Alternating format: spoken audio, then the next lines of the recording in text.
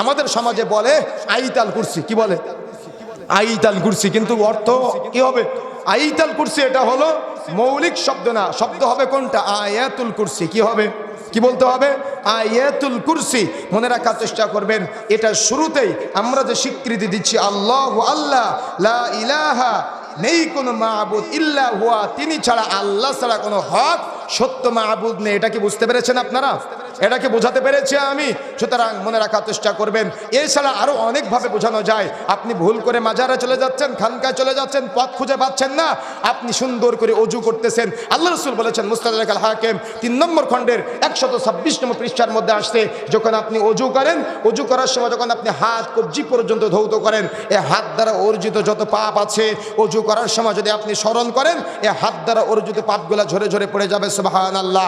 যখন আপনি কুলি করেন, যদি আপনি ফিল করেন আপনার মুখ দিয়ে কি বেফাস কথাবার্তা বলেছেন, মুখ দিয়ে কোন কোন পাপ করেছেন, আপনার অজুর পানির সাথে সেই পাপগুলা ঝরে ঝরে পড়ে যাবে। সুবহানাল্লাহ।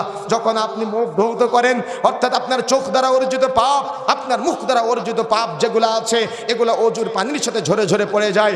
যখন আপনি হাতের কনুই পর্যন্ত ধৌত করেন, আপনার হাতের কনুই পর্যন্ত, এই হাতের মাধ্যমে যত পাপ অর্জিত হয়, এই অজুর পানির সাথে আপনি যদি স্মরণ করেন পাপগুলা, তাহলে আপনার পাপগুলা ঝরে ঝরে পড়ে যায়। যখন আপনি পা ধৌত করেন, পা দিয়ে হেঁটে গিয়েছিলেন যে পাপের দিকে, ওই পাপগুলা স্মরণ করলে আপনার ওই পাপগুলাকে ক্ষমা করে দেওয়া হয়। সুবহানাল্লাহ। সুতরাং আমার আপনার দয়াময় আল্লাহ কত অফার দিয়েছেন, কত মর্যাদা দিয়েছেন পাপ করার পরে তওবা করার জন্য। কিন্তু আমি আপনি বৈধ পন্থায় ক্ষমা না চেয়ে, বন্ধু বৈধ পন্থায় তওবা না করে অবৈধ পন্থায় ক্ষমা পাওয়ার জন্য মাজারে চলে যাই, পীরের কাছে চলে যাই, দরবারে চলে যাই, অথচ ওই দরবারের মালিক বিচারের মাঠে কিছুই করতে পারবে না।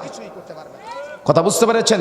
সুতরাং যে কথা বলতে চাই, রবের কাছে ক্ষমা পেতে চান, রাসূলুল্লাহ সাল্লাল্লাহু আলাইহি ওয়াসাল্লাম বলেছেন, যখন কোনো বান্দা পাপ করে, ভুল করে, দয়াময় আল্লাহ বলেছেন, তখন ওই বান্দা পাপ করার পরে, ভুল করার পরে, যখন সে তার পাপটা বুঝতে পারে, ভুলটা বুঝতে পারে, সে যদি সুন্দর করে অজু করে 2 রাকাত সালাত আদায় করে, আল্লাহ তার পাপগুলোকে ক্ষমা করে দেয়। যদি কোনো ব্যক্তি পাপ করার পরে, ভুল করার পরে আযান ও ইকামতের মধ্যবর্তী সময় দোয়া করে, আল্লাহ তার পাপগুলো ক্ষমা করে দেয়। যখন কোনো বান্দা পাপ করার পরে, ভুল করার পরে তার রবের দরবারে 2 হাত তুলে দোয়া করে, আল্লাহ তার হাতগুলাকে খালি হাতে ফেরত দিতে লজ্জা পায়। যখন কোনো বান্দা পাপ করার পরে, ভুল করার পরে, অন্যায় করার পরে রাতের শেষ তৃতীয়াংশে জাগ্রত হয়ে রবের দরবারে চোখের 2 ফোঁটা পানি ফেলে প্রার্থনা করে, আল্লাহ তার পাপগুলাকে ক্ষমা করে দেয়।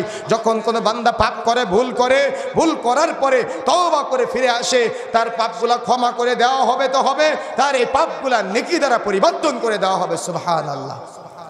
তাহলে আমি আপনি কি রবকে চিনতে পেরেছি?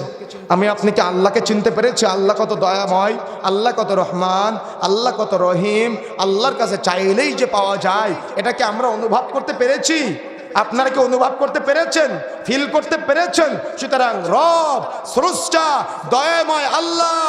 আজকে মানুষ বহু ইলার পূজা করে, বহু রবের পূজা করে, বহু ব্যক্তিত্বের পূজা করে, কিন্তু সব ইলাহকে বাদ দিয়ে, সব রবকে বাদ দিয়ে, গাছ পূজা বাদ দিয়ে, সূর্যের পূজা বাদ দিয়ে, চন্দ্রের পূজা বাদ দিয়ে, বিবেকের চিন্তা বাদ দিয়ে মনে রাখার চেষ্টা করতে হবে, একমাত্র বিহাক্কিন লা মা'বুদা ইল্লাল্লাহ, লা ইলাহা ইল্লাল্লাহ, হক মা'বুদ, সত্য মা'বুদের স্বীকৃতি যদি আমি আপনি দিতে পারি, তাহলেই আমার আপনার রব আমার আপনার উপর সন্তুষ্ট হয়ে যাবে।